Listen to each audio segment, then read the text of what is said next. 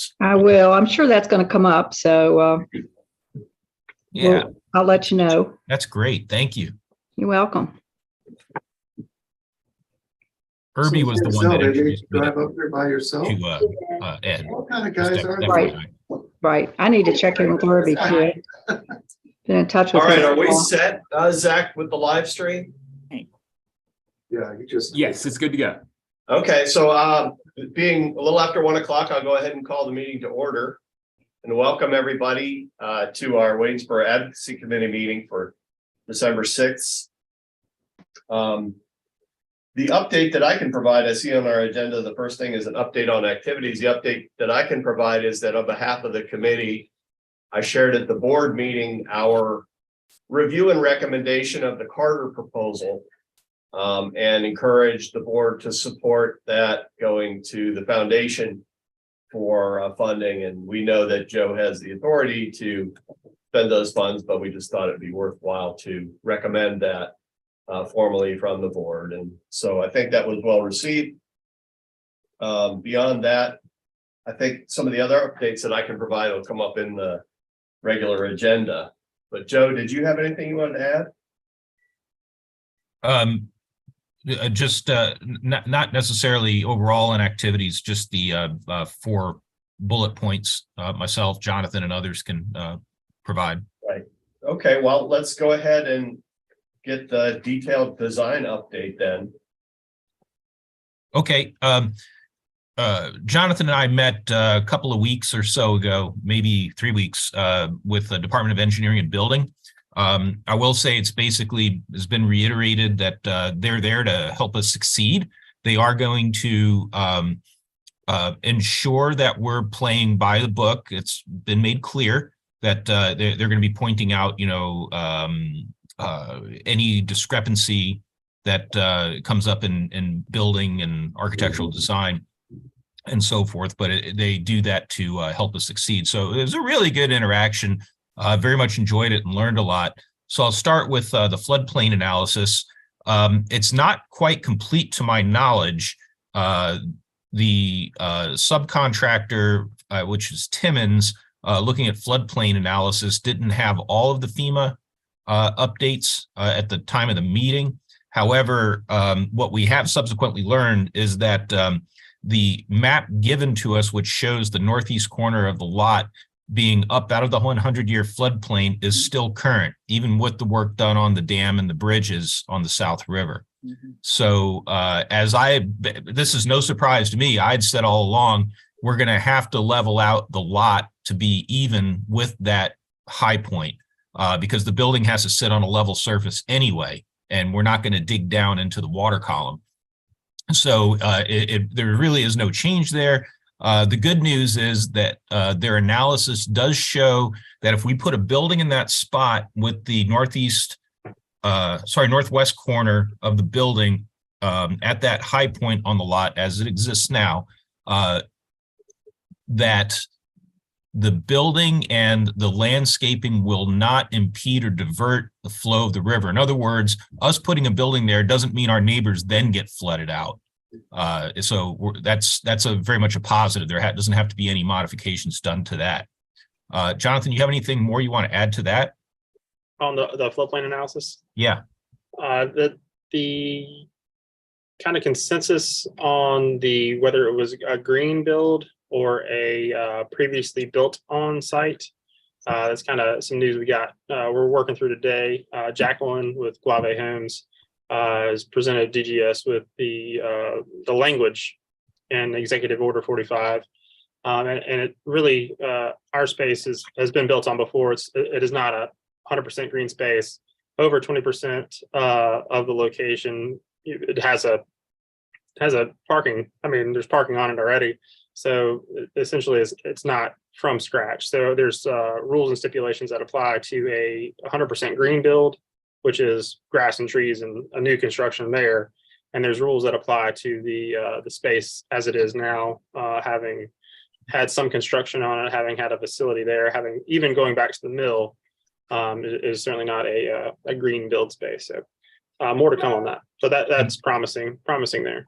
And we forwarded Carol's documents, the the historic maps and so forth, showing the specific location of residences, the mill, the raceway. And then we, of course, have, we're going to come up with this on the third bullet point, but the ground penetrating radar results as well. So we can talk more about that at that point. Parking is it's just bizarre to me. I don't understand where all this is coming from. But basically, seriously, the conclusion I got was that for our building where it's at, we're supposed to be responsible for 200 parking spaces, and there's not 200 parking spaces on it right now, and it's 100% parking lot. So I don't understand that. However, the city has worked with us, and so this is Lauren Martin in zoning, and the city is prepared to work with us to designate permanent lots around the downtown, which don't have to be occupied by museum or museum visitors 100% of the time, but they're just basically guaranteeing that those spots will be around and available for any museum patron, first come, first serve. So I don't think museum spots are going to be an issue. So Jonathan, again, correct me if I'm wrong in that interpretation, but it does sound like we can designate those 200 spots, and then we're basically in a position to put a certain number on the site as it fits our plan strategically. That's correct. And we can go as far as adding signage, directing cars to those particular spots, or a single sign that says off-site parking available downtown Waynesboro. So there's just, we can take it as far as we want, but the consensus was that we just need a statement from the city that those spots will be available for use. Joe, where are the 200 spots? Where's the number 200 coming from? Some calculation that Jacqueline, she didn't share the specific numbers, but she said it was a calculation that they had to use, the state gave them. It's a rough guess based on occupancy of the building, square footage and potential occupancy. So we don't know 100% of the number yet, but we will. If those spots are off-site, how far away can they be? What radius can they be away from the building? I asked that question, didn't get an answer on it right now, but it just doesn't seem like it's going to be an issue right now. We'll continue to gather details on that. I just thought it was, I understand what Jonathan's saying. I do understand, that perspective. So I guess it's more the idea that there needs to be 200 spaces available, though clearly it's so that they don't have to be on that 2.5 acre lot themselves. If I'm not mistaken, the last parking study we did, they identified 1,200 parking spaces in the downtown area. Yeah, I don't remember the exact number, but that is true. Over It's 1,000. over 1,000 for sure. 12 or 15. I just looked at that. We ended up with like 0.8 parking spaces per capita. Even if I do that to today's population, it's still that might have been 0.86 today. It might be 0.8, and the norm is 0.75 or whatever. I mean, that kind of, so we're well above parking per capita in the downtown area.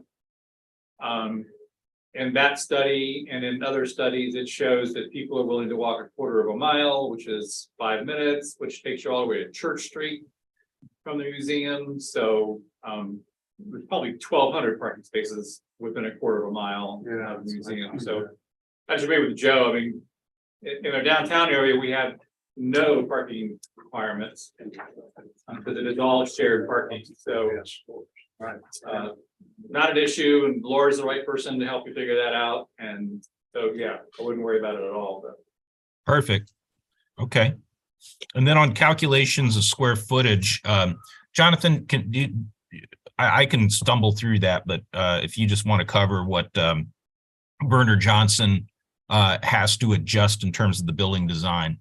Sure thing. So all the spaces outside that are occupiable count as, essentially, think of everything under a terrace, a green roof space, the ramp, the meeting gathering area outside is considered 50% of that space is considered part of the scope. So if you have 100 square feet under a terrace, 50% of that, so 50 square feet of that goes toward our original scope for the building. Yeah, so that was what came out of the Department of Engineering and Building discussion. So Werner Johnson's going to have to modify a few things because what they showed in the latest drawings we've been sharing is approximately 28,000, just a shade over that. But that's 28,000 square feet. That doesn't count things like the ramp that goes up the side of the building or the space underneath the outdoor second story terrace. So Brad and his team are going to be making some alterations, and they'll share that with us shortly. So that was just, some of the details that came out of the DEB meeting. And how is the terrace itself counted? 0.5. 0.5, just like the space underneath it. Yes. Okay. So I can see a different shape to the terrace coming along, shrinking it somewhat, and a few other modifications. But again, that's what we pay the architects for, to come up with creative solutions to these things. Next up, let me see. Let me zoom in. Yeah, Jonathan, you want to? I know it wasn't an exciting meeting, but can you just talk about the results of last Tuesday's building, kind of lining up the exhibit plan and the building plan? Sure. So we met with them and they have been making progress. I think we can say that from the meeting. They're working on the layout, still a really big picture. How is education going to interact and flow into the exhibits, and how are people going to flow through the exhibits? Interchangeable, or the word interchangeable was used a lot. Flexibility was used a lot, which we like. Essentially they were talking about creating an experience within the experience. So using the walls or the space dividers as part of an exhibit, or adding taxidermy to it, or so using every square foot as efficiently as possible.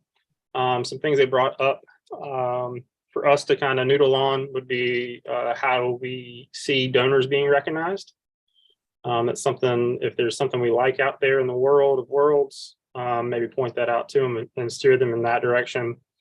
They took our narrative, went through that, just what we had previously, took our edits and kind of distilled that down a little bit for us.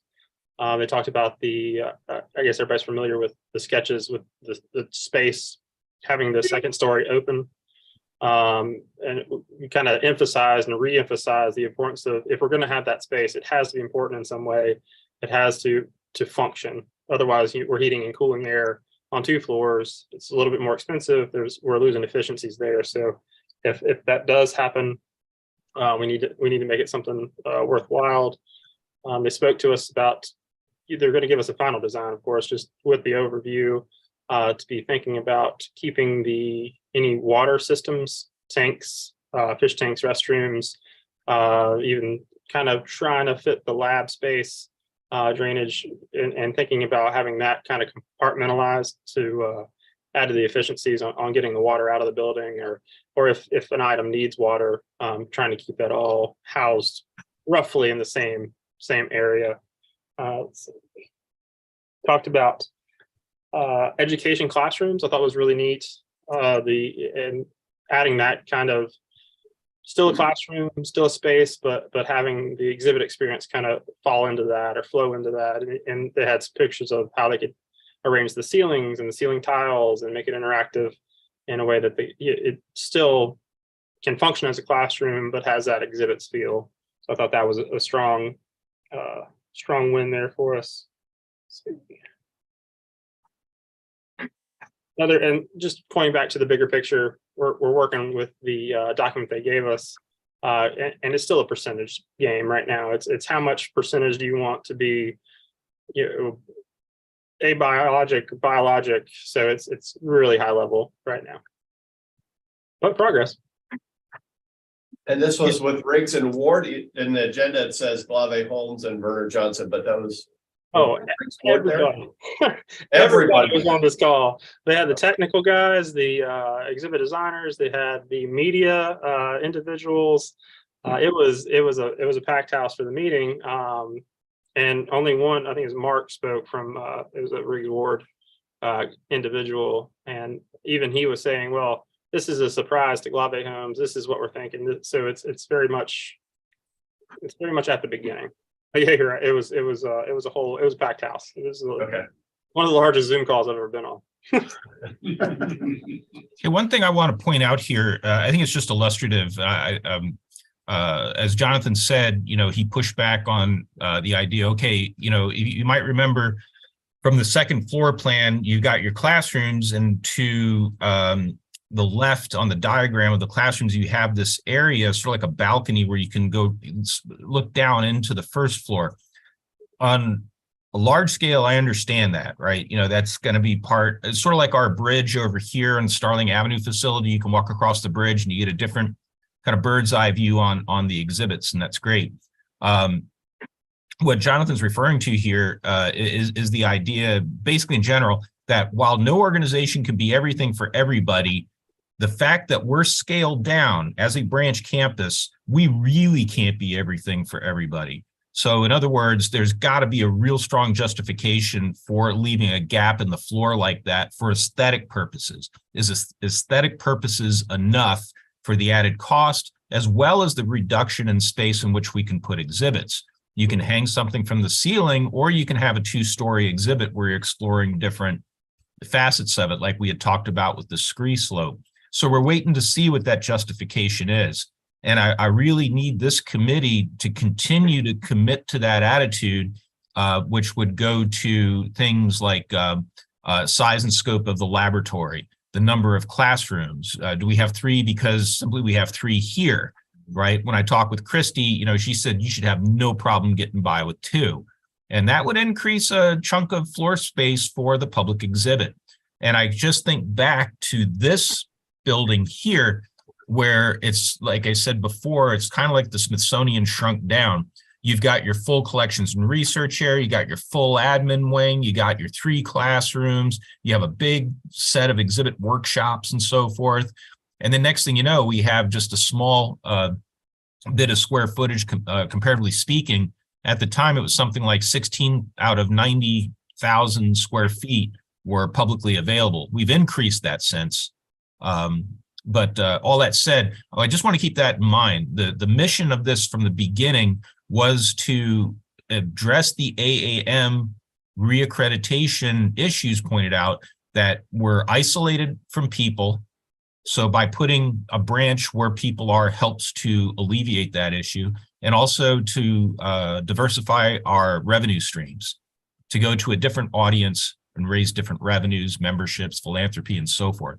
So we always need to kind of come back to that original purpose before we start to do things like create a hole in the floor because it's aesthetically pleasing. So I'll jump off my soapbox after all that. Does anybody have any questions for Jonathan on that particular avenue of design approach? Okay, good. I heard a question, though, that seemed to be one that we need to revisit as a committee, and that is how we want donors to be recognized. Is that what I heard? Yeah, donor wall. Question, if I can capture what you were trying to say, Joe, is how will this committee be engaged with revisions of the exhibit design plan, and how are you're asking us to exercise caution in how we allocate space, but how is it that you see this committee being involved in those exhibit design plan revisions? Yeah, this committee, first of all, it's an advocacy committee, and so that's really the mission is to, advocate within the community. And the way I see it, though, is that you're also the experts with the deep knowledge of the project from the standpoint of the Board of Trustees, the community, the foundation board, and so forth. So I think it's only fair that you have, a look at the exhibits. And, a number of you are going to be content experts, lending your knowledge to the exhibits. So in a way, it's up to the committee. You can look at it and be like, okay, everything looks in good order, or you can dive right down and participate as a content expert. So I don't know that that's a formal role that we're giving you, but I think it's one that realistically you would be able to participate in. Does that help any, Tom? I think so. Yeah, I mean, a number of us are going to be involved in a variety of ways, even outside of this committee in the Yes. context of the museum. So I'm just wondering what the role of the committee is. And it sounds like it's more just to be supportive of the decisions that are being made and recognize that they're being made in light of, maximizing our space relative to what we have. So. Yeah, again, you're all going to be the most aware of the history of the project, the purpose of the project and where it's going. So, and then I guess, really, Tom, it's up to you and your colleagues on the board. This is a committee set, just like we had, if I remember right, it was just called the Waynesboro Committee, and that committee sunset, and then Waynesboro Advocacy kind of took the reins. Maybe there's a point, I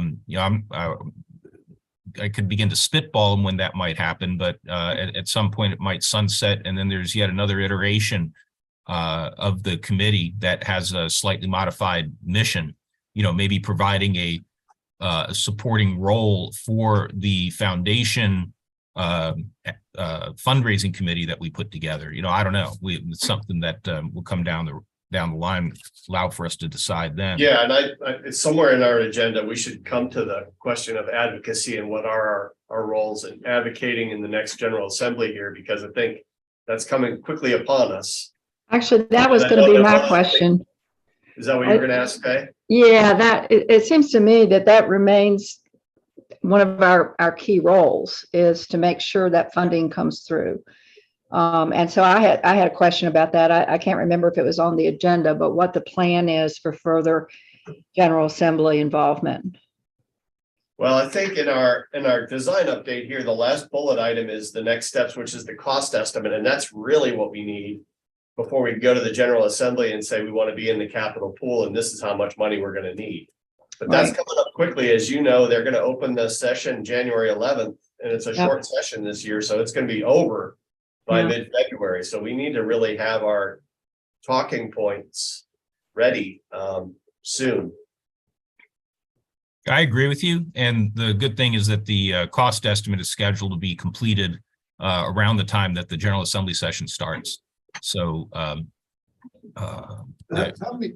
Joe, help me, or Jonathan, help me understand exactly the process in the General Assembly. It was my understanding from our last meeting that the building and engineering departments or the budget committee or the budget staffers would just bring it to the General Assembly asking for the movement out of the queue into the funding pool. That, there's no legislation action required other than submitting or approving the capital plan. Right. So they have to approve the budget. Yeah.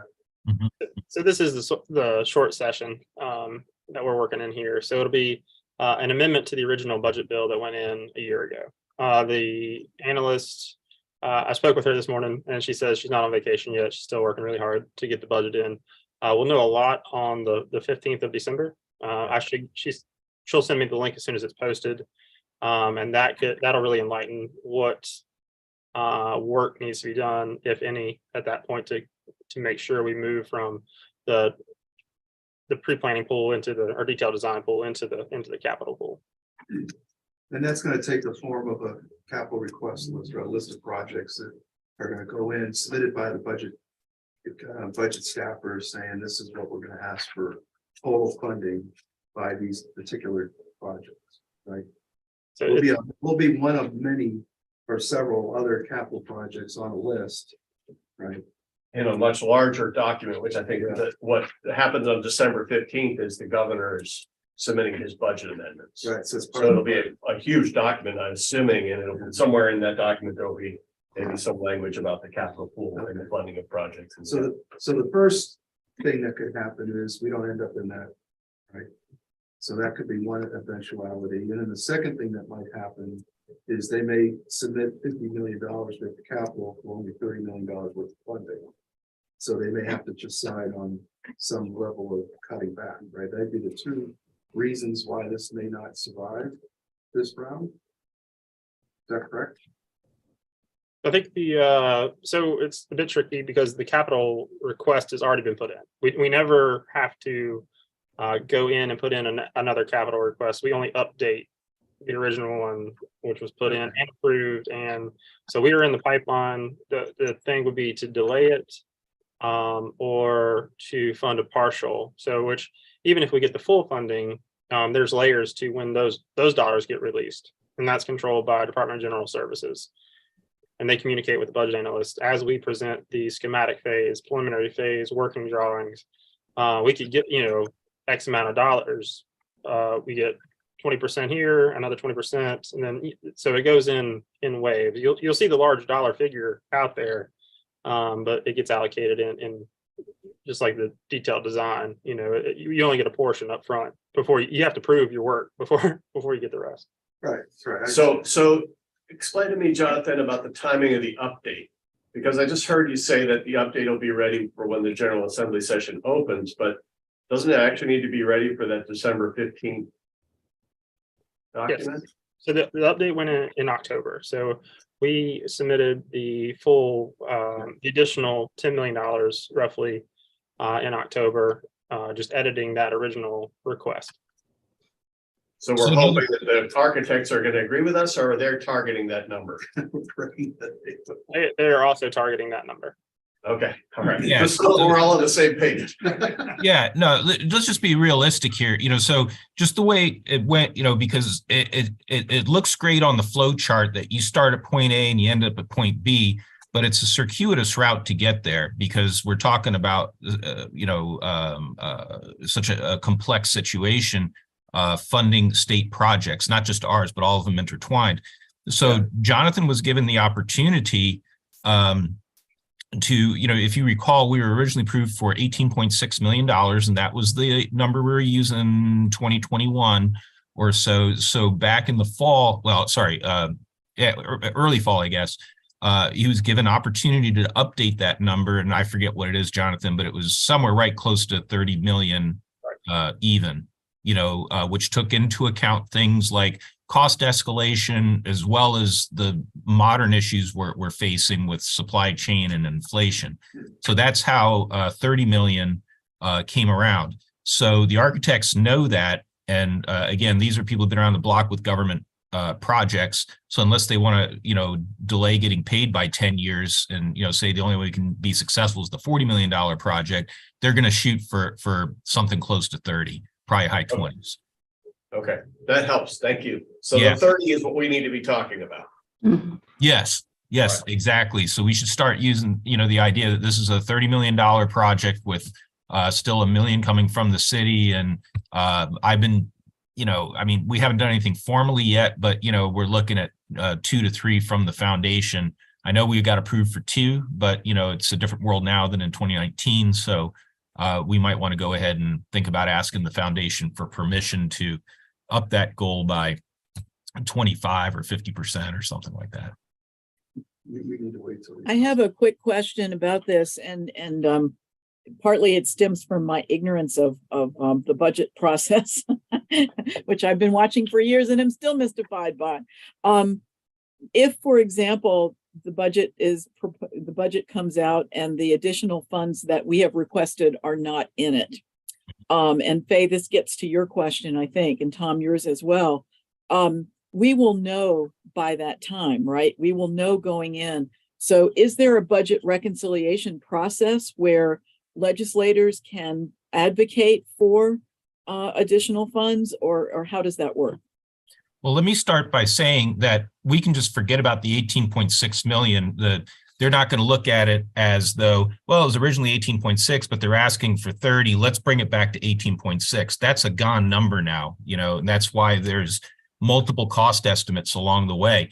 The big question is, they don't give us everything. What are they going to give us? Are we going to get approved for a $25 million project or a $22 million project, plus whatever we get from foundation, as well as city support? And then that's when we're going to have to go and value engineer. The big consideration is to ensure that we build a 50-year building, right? The second consideration then becomes very museum specific. It's got to have what we need for specimens and artifacts and so forth. So the Commonwealth really isn't in the business of knocking projects back to the point where you can't meet the original expectation of the building. 50 years, specimens and artifacts, public attendance and so forth. So, but yeah, it could, we put in 30 because that was our best calculations based upon, maximum increases in price and so forth. So, we would hope that there is a reason that any amount knocked off would be given. In other words, look, we know for a fact that you can do this for 27 or whatever number they pick is. So, yeah, it's tough. It's a sit back and wait. Jonathan, you have anything to add to that? Sure. A lot of the numbers are based on the St. Louis Fed. So Fed rates, so you're looking at the increases in lumber down the list. And that's the same thing that Department of General Services use. So if we see another spike in inflation, there's a chance that when the schematic phase, and that's the thing about the scope of it, we have to stick to that square footage because they're not going to reduce it and we can't go over it, but they'll help us build it. So they'll get us to that point where we get that amount of square footage in a functional museum. So if we see another spike in inflation, they'll say, well, this is the project that was approved by the General Assembly. This is what we have to build. This is what it's going to cost us. And then each of these cost estimates, so schematic will get one, preliminary will get one, and then working drawings will get a cost estimate. It'll get three, one by a third party, one by the AE firm, and then one by the general contractor that will hopefully have on board by then.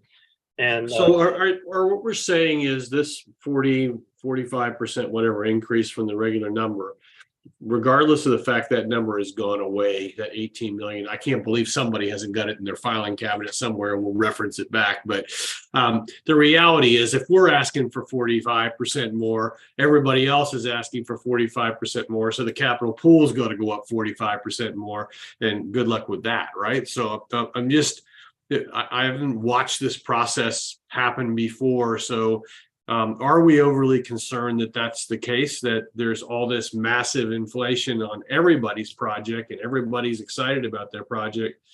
But is it realistic to think that that capital pool will go up? I think the real key is how much cash the state's sitting on, right? Surplus funds.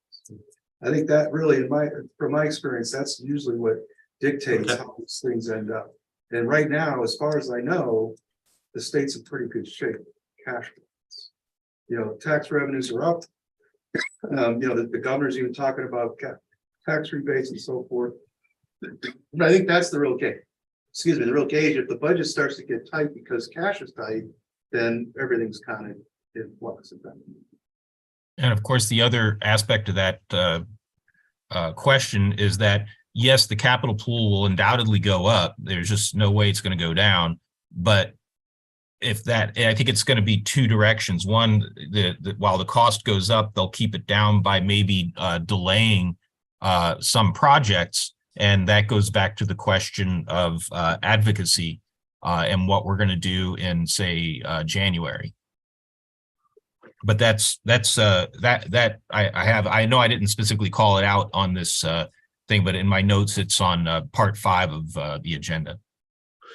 So just for reference, I just Googled that, and the capital pool was somewhere around $701 million in total is what maybe I'm looking at the wrong number, but it may be a couple of years old, but I mean, just trying to find, so it's just trying to get a feel for what that's like. yeah. So what I heard, and let me see if I can spit this back to Jonathan, because I think he's probably one that knows the most about how the capital pool works, is that there are a number of projects. Ours is approved. We're updating the cost estimate.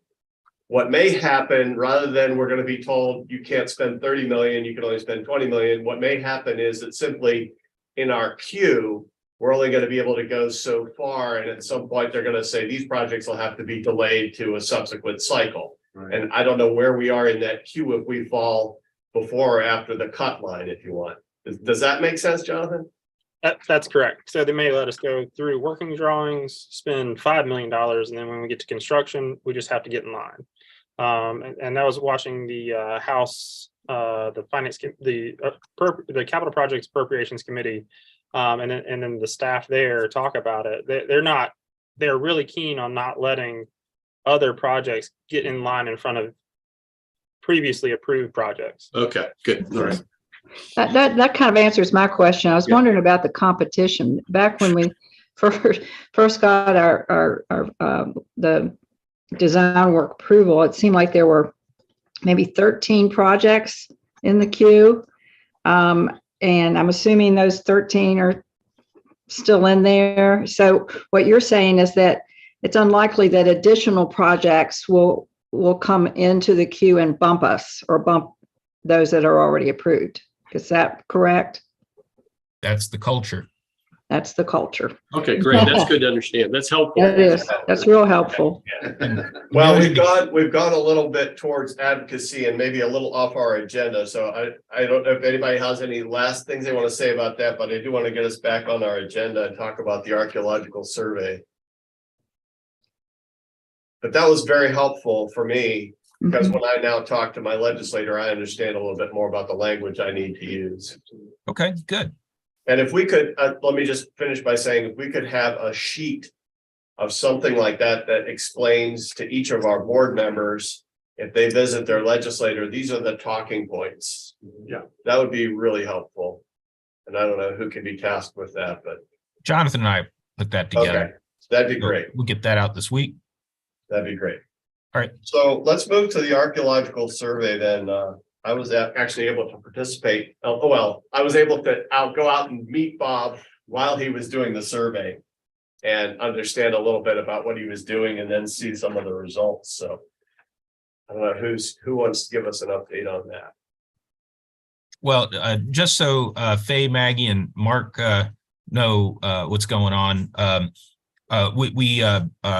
We paid this guy, Bob, is a colleague of Dr. Bassett here at the museum, and he ran this ground penetrating radar, which gives you an idea of the utilities all the way to historic evidence of historic sites. And it's also something that's used to find historic and prehistoric features of archaeological interest. So the idea was to get the entire lot done with that, to have the fullest perspective on what's underneath the asphalt before the team that Glave Holmes works with, they will come in and they'll dig these trenches. And the cool thing about this is that Carol will be able to turn this into a teaching moment for her students.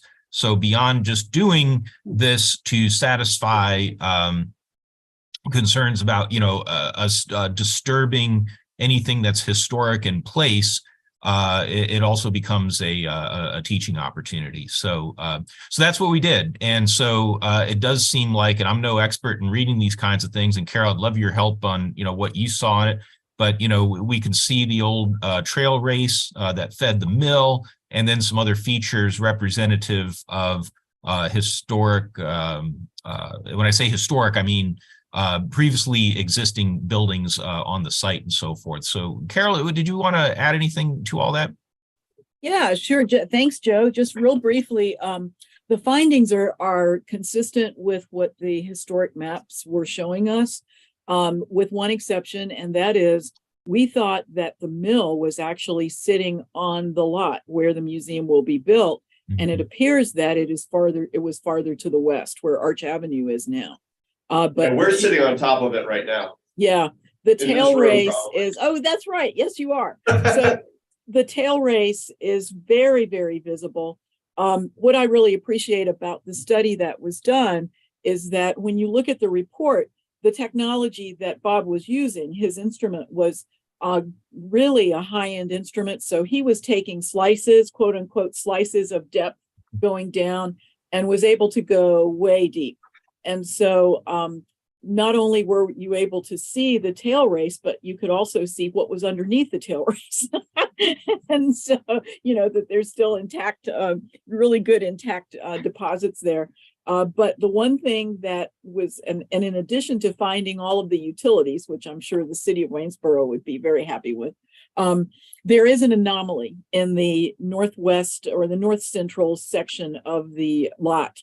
That now the parking lot, and it appears to be in the location of the Miller's house.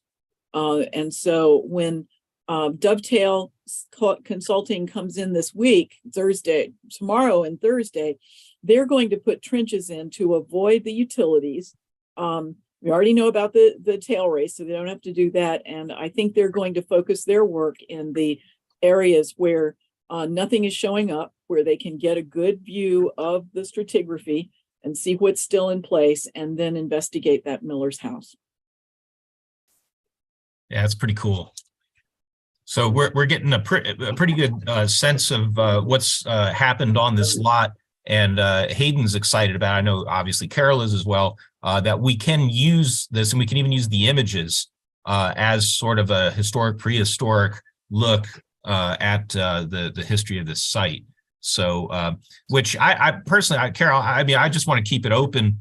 The Waynesboro Heritage Museum has a lot on that. I don't know if there's something that we can do to kind of cross-pollinate, where maybe we have more of a look at the prehistoric nature of the lot based upon what we find, whether it's by trenching or ground penetrating radar or historic records, and then vice versa. We could provide some of those images and resources to the Heritage Library at the top of the hill, so something to keep in mind.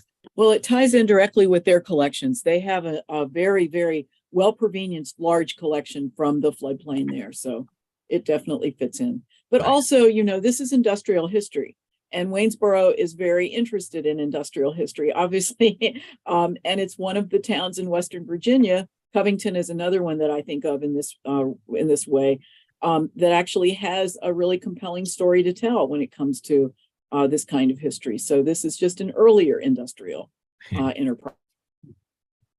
All right.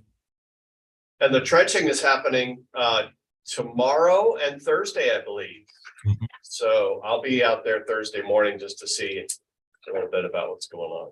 I'll be there as well. And Tom, I'm bringing your hard hat and vest. Excellent. Well, I'm not promising anything, but Mary Zell and I are driving up to Richmond. We have a strategic planning committee meeting.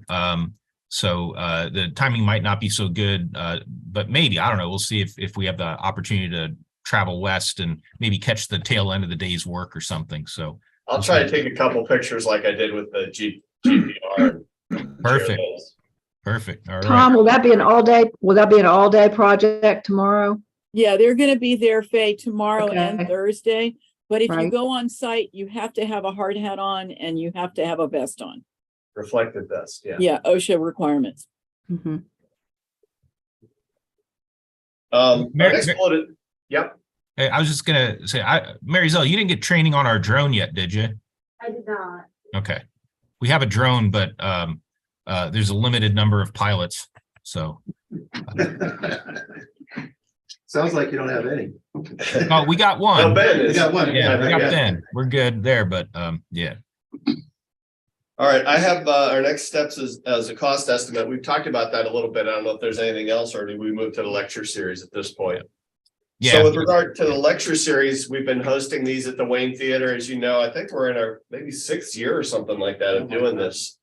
And we get good turnout. The last one was on November 15th, and we had a geologist from Department of Energy here, and she talked about the slides and hazards associated with landslides in Virginia. Kind of our hook was the landslide that closed 250 on the other side of Afton Mountain. So there was a lot of interest in that topic. We usually pass on December just because of all the holiday activities, and our next talk will be January 17th. And that'll be Andy Dolph, who is with the Fish and Wildlife Service, and he's going to talk about eels, American eels. And that's a great story for our museum to tell too, because they're anadromous or catadromous. Sorry, they migrate the opposite way of salmon. So they go out and they spawn in the ocean, and they come back and spend a majority of their life in these small headwater streams in the Blue Ridge. So that's January 17th on Tuesday evening. So Tom, we've got an update for the April 11th program. Okay. And John, would you like to give a quick overview of what that program is going to be? It'll feature John Ross. Okay, so we're talking now about our Aprils, which would be the last one for the season. And so this is really neat, as you all may know, this whole Trail of Tears started with conversations about brook trout and the establishment of a brook trout hatchery at the South River complex. And we had a series of meetings then with a Virginia Tech ichthyologist, Eric Hollerman, who is a trout geneticist. And was one of the principals in determining that there was a separate, distinct type of brook trout, the Southern Appalachian brook trout. So over the last few months, we've been working, trying to figure out how brook trout actually got into the mountains. And as a result, it appears that brook trout are 15 to 10 million years ago related to have a sibling relationship with lake trout. They belong to a species that has its roots in the Pacific Rim area. And they probably migrated to the Canadian Shield area through a paleo river called the Bell River system that was as large as the Amazon. And so what we're going to do is tell the story of how brook trout likely, and I use the word likely because none of this can be actually proven, but likely ended up in our mountains. Great. Yeah. Cool. And So so- is that with Eric or? Over there. Oh, excellent. All right. And we'll find others. Yeah. And we've got some absolutely terrific maps of these old paleo river systems, and they're astounding. They are really astounding stuff. So a good way to end the series. Yeah. You know, and also to, hopefully by then we'll know more about the funding. Yeah. So Was that April 11th or 18th? 7. Oh, the 11th, I believe. The 11th is the second Tuesday. that sounds right. Yeah. Okay, just want to make sure it wasn't a Yeah. scheduling quirk. Yeah, when we have 5 Tuesdays, we always do the third Yeah. Tuesday, and then when we have 4 Tuesdays, we do the second It's the Tuesday. Wayne Theater. If that makes sense. Makes sense to the Wayne Theater. Yeah, it makes makes sense to know what we do. They're artists. Yeah. But that's been a great venue to share updates about the museum project as well, and so I think. Well, I mean, one of the wonderful things about it is that we can tell the history of the museum project and relate it back to the Waynesboro Fly Fishing Festival that was done sometime in the early 1700s, right? Yeah. Feels like it. It was one liver ago. Yeah. And I don't see it on here, but I'm also hosting these public sessions at the library on third Fridays, and those have gone well. The next one will be December 16th. And then I already have the one set up for January as well. So it's just an hour on a Friday afternoon before closing, 4 to 5 p.m. And I just open up the opportunity for people to stop by and have a conversation, questions they have them about the current status of our detailed design. Yeah, sorry, Tom, I've got that on the notes for the meeting from the November 1st. What was the date? The 16th? To December 16th. And all these dates will be in the newsletter that I'm going to be sending out today. Okay. So you'll all have a copy of these. The Carter proposal. Joe, did you want to? Yeah, as you already said it, we talked with the board about it. The board seems comfortable with it. We're going to just to follow best practices. We're going to inform the VMNH Foundation Executive and Finance Committee that when the time is right, and that's why I have it on the agenda here as this proposal's in the queue, waiting for the proper time, and the proper time is when we have it in black and white, that we are receiving construction funding from the state suitable to build the building, that we want to then dip into the Waynesboro unrestricted fund. I'm sorry, Waynesboro restricted fund, and use that to the tune probably somewhere on the order of $50,000 plus or minus a couple $1,000 for 6 months of services with assistance with the fundraising. Right, great. Any questions about that proposal? If not, Joe, it looks like you wanted to talk about some other visits that you have or have had. Yeah, we've been keeping busy. We have more Rotarians that didn't make it down for the summer trip that are still eager to come down. So we have that in the queue that we're talking about. I'll be visiting with later this month. So that's the Osher Lifelong Learning Institute at UVA. So that is a good interested group that we have strong ties with. And then lastly, I've presented to AARP, and they're also interested in coming down to the museum. Just to refresh everyone's memory, it's kind of been our experience that once we get people from that region or from Northern Virginia or from wherever, we get them into our facility, we show them the VMNH standard and the quality of the experience that we will bring to Central Virginia. That's when people really start to get bought in. They know, we've done it here, we can do it there. So over the summer, we spent some money on a tour bus to bring people down, fed them lunch, took them on tours. They got to meet the curators and so forth. And we're going to plan for 2023, at least 2 more of those. And then if we need to do more, we'll do more, but we'll have at least 2 planned out on 2 separate dates. Joe, let me know, give me like 60 days when we want to do the next Rotary thing, so I can start building up the reservation list and so forth. I'll touch base with you shortly about that, Len. Thank you. All right. Joe, have you had any contact with the Lifelong Learning Institute at JMU? I'm not sure. If I knew that there was one, then I'd promptly forgotten. So I could use an introduction or reintroduction. I'll be glad to do that. It's quite vibrant, a very robust group of folks that just keeps growing and growing. Likewise, at the University of Richmond, well, same Osher. Okay. Maybe Art's got some in there.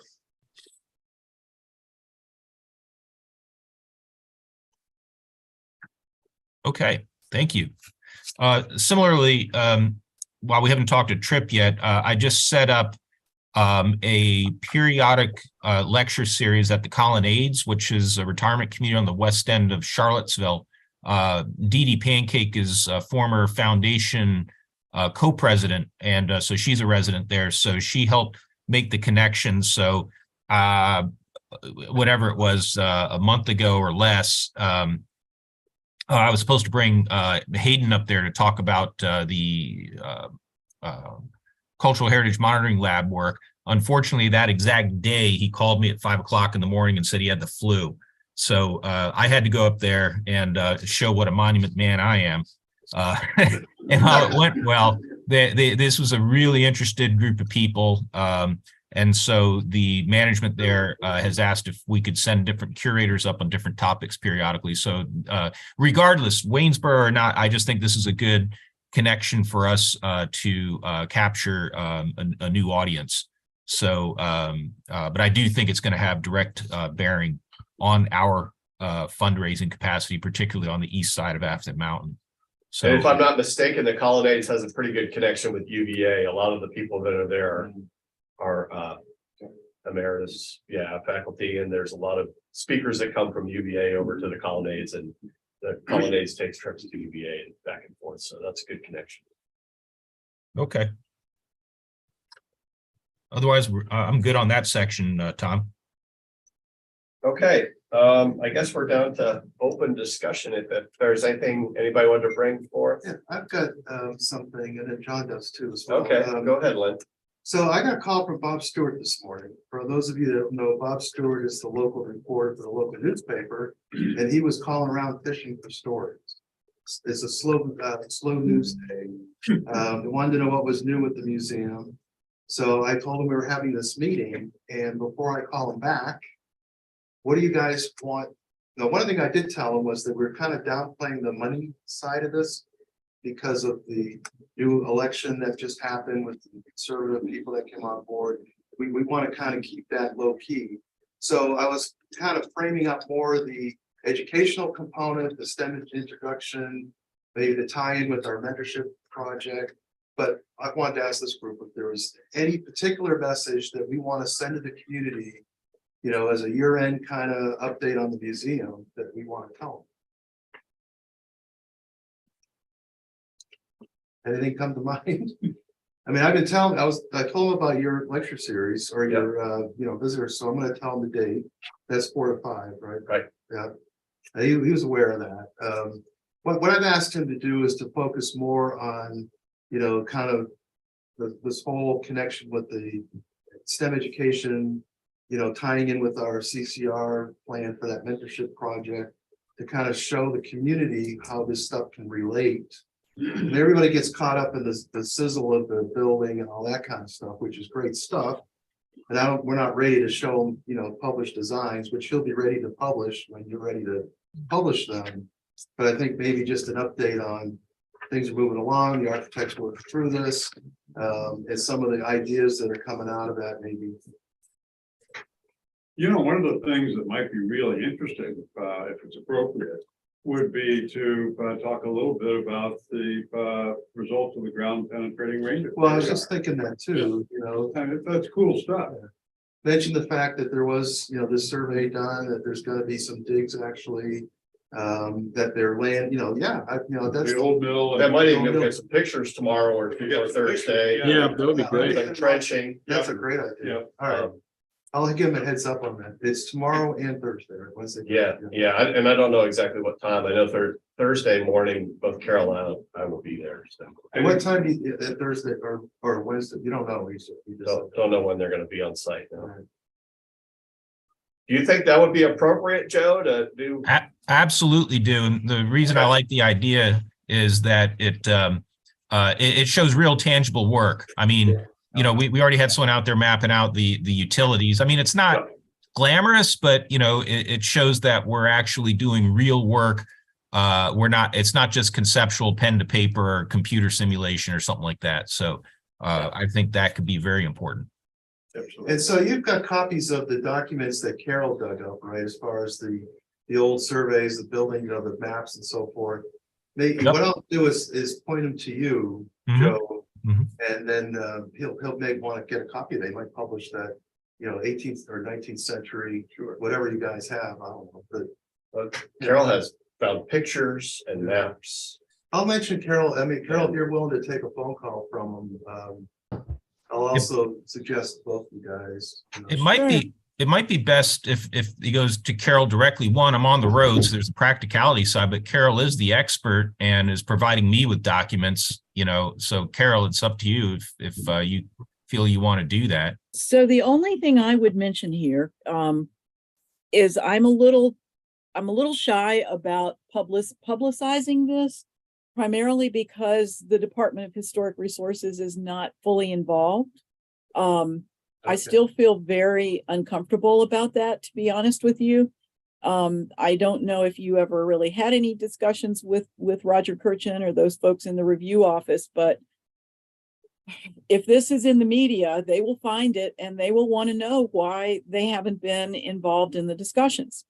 And so I don't know that it is a great idea right now to publicize this without your having talked with them first, Joe. Okay. Yeah. All right. So I mean, there's I two. mean, yeah, I was gonna say, just so the other way of saying that, just like, you know, they're doing studies that without talking about the results. I don't know if that would still tip them off or not. They probably would. They're not dummies. Well, you know, it's not tipping them off. I mean, I'm just saying that we're kind of in a gray area here, and the way that the regulations are written, it would be good for Joe to talk with the review office. It really would. And so my advice would be, as a professional, my advice would be talk with DHR before there is this kind of publicity. Just cross your T's and dot your I's before there is this publicity.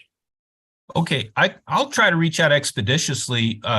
Maybe Len, if you tell Bob that you know, if he could buy me a day or two before you know publishing anything, if I could just talk to these folks, you know. He was literally looking for a story he could print like tomorrow.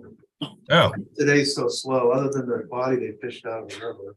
I didn't hear about that. Yeah, they just found that 52-year-old guy. Apparently, I asked him what river. I think it was the South River. Regardless of that, the GPR is still a good idea. So maybe if you want, and I could talk to him this afternoon, Len, Maybe we talk about the evolution of the exhibits and kind of, I mean, we like to mention it, but it doesn't really take front row center. The idea that we're being very place-based. And so we could talk about local features, stuff that's come out of the field trips we've taken and so forth. Here's something that I think would be important to mention is the results of the flood study. Because probably the one thing that everybody brings up when you talk in the community is the flooding, right? And it's an issue, it keeps coming up as an issue. So I think that's important. Instead of focusing on the archaeology stuff, I think we could talk about a flood study. Sure. And the fact that, No problem. Yeah, and then the connection with the, STEM. So I'll have them call you, but I'll talk to them. So And maybe what you could do is let him know that there's another story of local interest coming. Yeah. Because you definitely want to share the information. I just want to make sure that we have done what we need to do in order to be in compliance. Yeah, okay. I think I know what to tell them. And Joe, I'll send them your way. And we're definitely working in that direction. I mean, we're live on YouTube now. So, we're trying to be as transparent as possible. And, we're not taking steps that aren't allowed or for any reason we should hide. I just want to put that out there. We're not doing anything nefarious. No, I'm not saying you're doing anything nefarious at all. I'm just saying that when it comes to state-owned lands and building projects of this magnitude, DHR typically likes to have some input as to the whole process. So, for example, the questions about what dovetail where their results are going to go. So if they find something, let's say they find an intact Native American site, which they could, right? That information will go back to Glave and Holmes, and then what will happen with it? When do we have guidance from DHR to oversee the second phase of the research, which you would absolutely have to have? That's why there's the process in place, the phase 1, the phase 2, and then ultimately if mitigation is needed. I'm in no way trying to imply that we're hiding anything. We're not at all. Obviously, you're out there doing work. I'm just trying, that's it. That's all. Okay. Okay, a couple other things I wanted to bring to everybody's attention. There was a meeting of the South River, what's now called Watershed Coalition, which was the former South River Science Team. And they're pushing towards forming a nonprofit organization whose focus would be on education. And I think they clearly see an important role the museum is playing in educating the community, and they want to be involved with us. So I just wanted to let you know that was happening. Behind this is Corteva, which is the new name for the DuPont group that is responsible for managing the remediation of the area. And so it sounds like they may actually go formally through the process of submitting articles of incorporation for a 501c3. The other thing I want to make you aware of, and it came out of the same meeting really, was that there's going to be on December 14th, some technical talks about the South River Science mercury stuff, remediation, monitoring. And that's obviously a story that we want to be able to tell in the museum. So I don't know, I'll attend. And if others are interested, that'll be on December 14th from 1 to 3 p.m. And it will be a virtual meeting, so you can participate for as much or as little of it as you want. If you want to know more, I can certainly put you in touch with the people that are setting it up.